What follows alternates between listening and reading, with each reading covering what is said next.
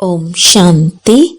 आज 11 जनवरी 2022 दिन मंगलवार की साकार मुरली। आइए अब सुनते हैं मीठे बाप दादा के मधुर महावाक्यों को। मीठे बच्चे, ज्ञान की बुलबुल बनकर आप समान बनने की सेवा करो। अपने दिल से पूछो, मेरी याद की यात्रा ठीक है? प्रश्न, किस विशेष पुरुषार्थ से बेगर टू प्रिंस बन सकते हो? उत्तर, बेगर टू प्रिंस बनने के लिए बुद्धि की लाइन क्लियर हो। एक बाप के सिवाय और कोई भी याद ना आए। यह शरीर भी मेरा नहीं, ऐसा जीते जी मरने का पुरुषार्थ करने वाले ही बेगर हैं। उनकी ही वानप्रस्थ अवस्था है, क्योंकि बुद्धि में रहता अब तो बाप के साथ घर जाना है, फिर सुखधाम में आना है। ओम शांति।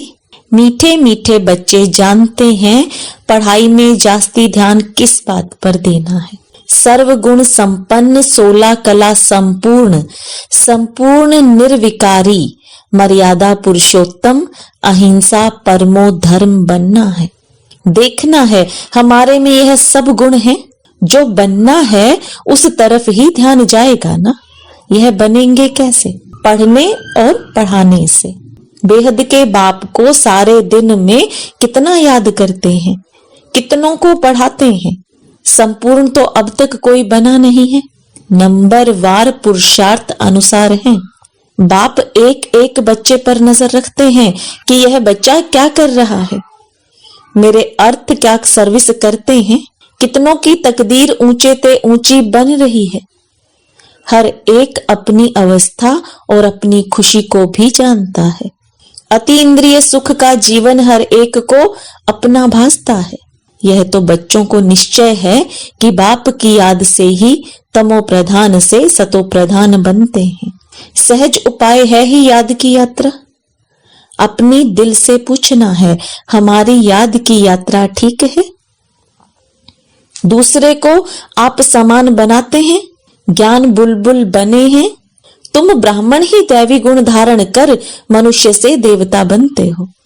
तुम्हारे सिवाय कोई देवता बनने वाला है नहीं। तुम ही दैवी घराने के भांति बनते हो। वहां तुम्हारा है दैवी परिवार। अभी तुम जानते हो हम दैवी परिवार का बनने के लिए खूब पुरुषार्थ कर रहे हैं। बच्चों को पढ़ना भी कायदे सिर है। एक दिन भी एब्सेंट नहीं रहना है। भल बीमार हो, खाट पर पड़े हो, तो भी बुद्धि में शिव बाबा की याद रहे। आत्मा जानती है हम बाबा के बच्चे हैं। बाबा हमको घर ले चलने आया है। कितनी सहज याद है, यह भी प्रैक्टिस चाहिए। बुद्धि में एक बाबा की ही याद रहे। बाबा आया है, हम शांति धाम में जाकर फिर सुख धाम में आने वाले हैं। पिछाड़ी तक इतनी मेहनत करनी है जो एक शिव बाबा की ही याद रहे, और संग तोड़ एक संग जोड़ना है। मुख से कोई जाप नहीं करना है। औरों को आप समान बनाने के लिए पढ़ाना भी है। बाप समझाते हैं तुमको उस अवस्था में जाना है जिस सतो प्रधान अवस्था में तुम यहाँ आए थे। उस अवस्था में जाकर फिर उसी अवस्था में आना है सतयुग में। कितना सहज है। तुम भक्ति मार्ग में गाते थे, आप जब आएंगे तो हम और संग तोड़ एक तुम संग जोड़ेंगे। इसमें मेहनत है। पवित्रता की बात भी मुख्य है। गृहस्थ व्यवहार में रह कमल फूल समान बनना है। वह कमल भी पानी से, धरनी से ऊपर रहता है। तुम चैतन्य फूल भी धरनी के ऊपर हो तो तुमको भी प्रतिज्ञा करनी है। हम पवित्र रहते हुए एक आपको ही याद करेंगे, जो अंत में सिवाय आपके और कोई की याद ना आए, कोई अवगुण भी ना रहे। जो बच्चे ऐसे बनते हैं वह सदैव हर्षित रहते हैं। यह प्रैक्टिस अच्छी रीति करनी है। बच्चे जानते हैं कभी कभी अवस्था मुरझा जाती है, माया झट छुई मुई कर देती है। हर एक को अपने आप से पूछना बहुत जरूरी है। हम कितना बाप की याद में रह हर्षित रहते हैं, कितना बाप की सर्विस में टाइम देते हैं। भल कोई कैसा भी है तुम बच्चों को सर्विस करते ही रहना है। जांच करते हैं कौन वर्षा पाने के लायक है। जैसे बिच्छू को मालूम पड़ता है यह पत्थर है या नर्म चीज है, तो पत्थर पर कभी डंक नहीं लगाएगी। तुम्हारा धंधा ही यह है। तुम बेहद बाप के स्टूडेंट हो ना। पढ़ाई पर बहुत मदार है। शुरू में बच्चे मुरली बिगर एक दिन भी रह नहीं सकते थे, कितना तड़पते थे। क्लास में बड़ी बहनों ने गीत सुनाया, तेरी मुरली में जादू। बंधेलियों को कैसे मुरली पहुंचाते थे। मुरली में ही जादू है ना। कौन सा जादू?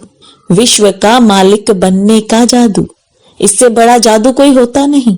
तो उस समय मुरली का तुमको कितना कदर था। मुरली पहुंचाने के लिए कितना प्रयत्न करते थे। समझते थे पढ़ाई बिगर बेचारे का क्या हाल होगा। यहाँ बाबा जानते हैं बहुत ऐसे बच्चे हैं जो मुरली पर पूरा ध्यान ही नहीं देते। मुरली तो बच्चों को रिफ्रेश करती है। भगवान तो तुमको विश्व का मालिक बनाते हैं। उनकी मुरली नहीं सुनेंगे तो भगवान टीचर क्या कहेंगे। बाबा को वंडर लगता है। चलते चलते बहुत बच्चों को माया का तूफान ऐसा लगता है जो मुरली पढ़ना, क्लास में आना छोड़ देते हैं। ज्ञान से नफरत माना, बाबा से नफरत। बाप से नफरत माना, विश्व की बादशाही से नफरत। माया बिल्कुल नीचे ले जाती है। बुद्धि को एकदम मार डालती है। जो कुछ भी समझते नहीं। बल भक्ति तो बहुत करते हैं परंतु एकदम ब्लाइंड फेथ, बेसमझ बन जाते हैं। बाप खुद कहते हैं तुम कितना लायक थे, अब ना लायक बन गए हो। अब मैं फिर आया हूं तुम बच्चों को लायक बनाने, इसलिए श्रीमत पर जरूर चलना है। बाप कहते हैं इसमें और कुछ करना नहीं है, सिर्फ बाप को याद करो और पढ़ो। स्कूल में बच्चे पढ़ते भी हैं और टीचर को भी याद करते हैं। कैरेक्टर भी सुधारने हैं। तुम्हारी भी एम ऑब्जेक्ट सामने खड़ी है। तुमको यह बनना है।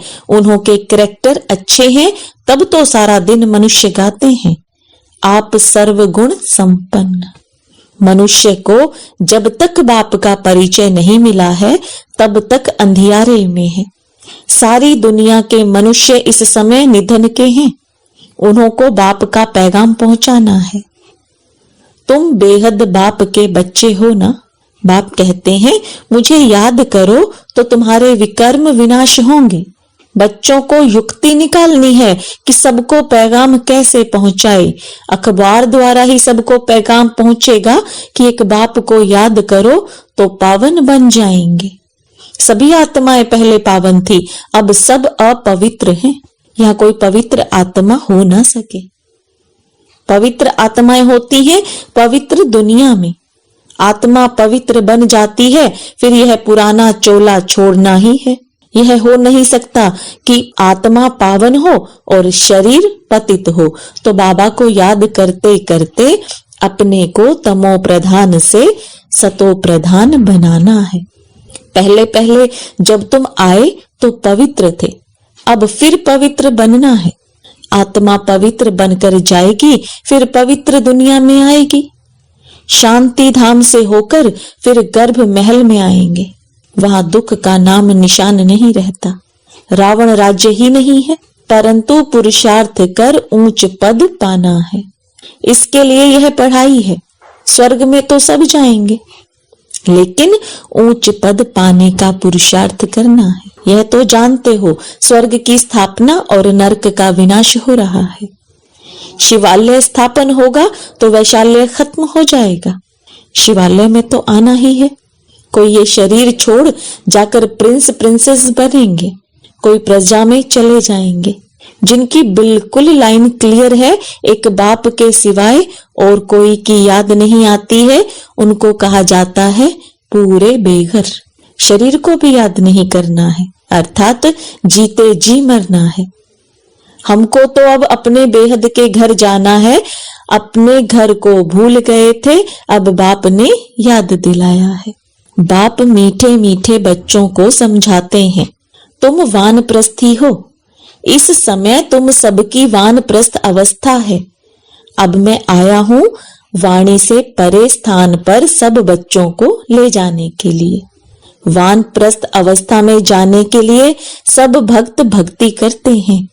अब बाप समझाते हैं सब वानप्रस्थ अवस्था में कैसे जाते हैं। उन्हों को इस अक्षर के अर्थ का भी पता नहीं, सिर्फ नाम सुना है। भले द्वापर से लेकर लौकिक गुरुओं द्वारा बहुत पुरुषार्थ किया है, परंतु वापिस तो कोई जा नहीं सकता। बाप कहते हैं अब छोटे अथवा बड़े सबकी वानप्रस्थ अवस्था है। सच्ची सच्ची वानप्रस्थ अवस्था तो तुम्हारी है, क्योंकि वापिस जाना है। बेहद का बाप सबको वापिस ले जाने आया है। तो बच्चों को बहुत खुशी होनी चाहिए। तुम जानते हो सबको बाप ही स्वीट साइलेंस होम में ले जाते हैं, क्योंकि आत्माओं को अब शांति चाहिए। यहाँ तो शांति हो ना सके। शांति धाम का मालिक तो एक बाबा ही है। जब मालिक आए तब सबको ले जाए। भक्ति करते थे शांति धाम में जाने के लिए। ऐसे कोई नहीं कहते हम सुख धाम में जाएंगे। बाबा कहते हैं हम तुम बच्चों को प्रॉमिस करता हूं कि तुम सबको घर ले जाऊंगा, अगर मेरी श्रीमत पर चलेंगे तो। सुख धाम में कोई ना भी चले, शांति धाम में तो जरूर ले जाऊंगा, छोड़ूंगा किसी को भी नहीं। नहीं चलेंगे तो सजाएं देकर, मार पीट दिलाकर भी ले चलूंगा। जैसे बच्चों को सजा दी जाती है ना, तुम बच्चों को भी ऐसे ले चलेंगे, क्योंकि ड्रामा में पार्ट ही ऐसा है। इसलिए अपनी कमाई कर चलो तो अच्छा है, पद भी अच्छा मिलेगा। पिछाड़ी में आने वाले क्या सुख पाएंगे। बाबा कहते तुम चाहो व ना चाहो, तुम्हारे सब शरीरों को आग लगाकर आत्मा को जरूर ले चलना है। मेरी मत पर चल, अगर सर्वगुण संपन्न 16 कला संपूर्ण बनेंगे तो ऊंच पद पाएंगे, क्योंकि मुझे बुलाया ही है कि आओ घर ले चलो, अर्थात मौत दो। यह तो सब जानते हैं, मौत आया के आया, छीछी कोई यहाँ रहना नहीं है। बाप कहते हैं मैं सबको छीछी दुनिया से जरूर ले जाऊंगा। जो अच्छी तरह पढ़ेंगे वही सुख धाम में आएंगे। सुख धाम व स्वर्ग कोई आसमान में नहीं है। तुम्हारा यादगार मंदिर देलवाड़ा है, आदि देव बैठा है, बाप दादा है ना, इनके ही शरीर में बाबा विराजमान होता है। तुम जानते हो यह बाप दादा दोनों बैठे हैं। इस समय तुम बच्चे जो राजयोग सीख रहे हो, उनकी निशानी मंदिर में दिखाई है। महारथी घोड़े सवार भी हैं। कल्प कल्प हूबहू ऐसा ही मंदिर बनेगा तो तुम जाकर देखेंगे। तुम कहेंगे यह सब टूट जाएंगे, फिर कैसे बनेंगे। यह ख्याल नहीं करना चाहिए स्वर्ग अभी कहाँ है, फिर स्वर्ग के महल होंगे। यह पहाड़ियां आदि टूट जाएंगी, फिर बनेंगी, आबू फिर भी बनेगा। बहुत बच्चे इस बात में बहुत मूंझते हैं। बाप कहते हैं मूंझने की दरकार नहीं। कहते हैं द्वारिका समुद्र के नीचे चली गई, फिर निकलेगी। नीचे जो चीज गई सो गई, खत्म हो जाएगी। तुम जानते हो स्वर्ग में हम अपने महल आदि बनाएंगे।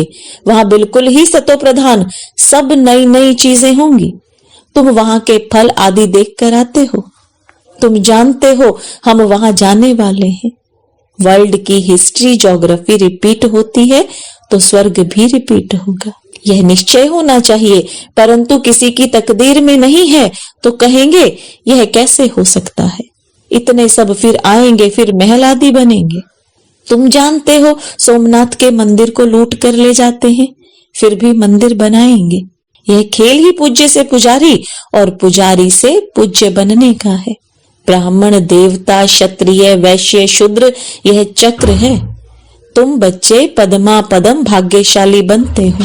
तुम्हारे कदम पे पदम का छाप लग जाता है। तुम जानते हो हमारे कदम में पदम है, अर्थात पढ़ाई के कदम में पदम समाये हुए हैं। जितना पढ़ेंगे उतना ऊंच पद पाएंगे। सतयुग है गोल्डन एज। वहां की धरनी भी कितनी सुंदर होती है, कितने सुंदर महल बनते हैं।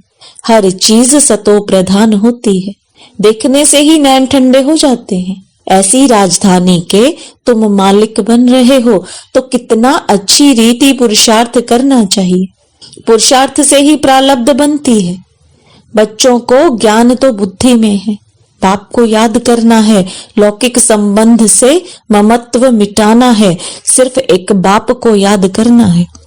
अच्छा, मीठे मीठे सिखिलदे बच्चों प्रति माता पिता बाप दादा का याद प्यार और गुड मॉर्निंग। रूहानी बाप की रूहानी बच्चों को नमस्ते। रूहानी बच्चों की रूहानी बाप दादा को याद प्यार गुड मॉर्निंग नमस्ते। धारणा के लिए मुख्य सार, बाप की याद में रह सदा हर्षित रहना है, कभी मुरझाना नहीं है। बीमारी में भी मुरली जरूर सुननी व पढ़नी है। पढ़ाई से कदम कदम में पदम जमा करने हैं और संग तोड़ एक बाप संग जोड़ना है। वरदान, सदा हर संकल्प और कर्म में ब्रह्मा बाप को फॉलो करने वाले समीप और समान भव। जैसे ब्रह्मा बाप ने दृढ़ संकल्प से हर कार्य में सफलता प्राप्त की, एक बाप दूसरा ना कोई, यह प्रैक्टिकल में कर्म करके दिखाया। कभी दिल शिकस्त नहीं बने, सदा नथिंग न्यू के पाठ से विजयी रहे। हिमालय जैसी बड़ी बात को भी पहाड़ से रुई बनाए रास्ता निकाला, कभी घबराए नहीं। ऐसे सदा बड़ी दिल रखो, दिल खुश रहो, हर कदम में ब्रह्मा बाप को फॉलो करो तो समीप और समान बन जाएंगे। स्लोगन, अति इंद्रिय सुख का अनुभव करना है तो गोपी वल्लभ की सच्ची सच्ची गोपिका बनो। लवलीन स्थिति का अनुभव करो। जितना बेहद की प्राप्तियों में मगन रहेंगे, उतना हद की आकर्षण से परे रहे परमात्मा प्यार में समाने का अनुभव करेंगे। आपकी यह लवलीन स्थिति वातावरण में रूहानियत की खुशबू फैलाएगी। ओम शांति।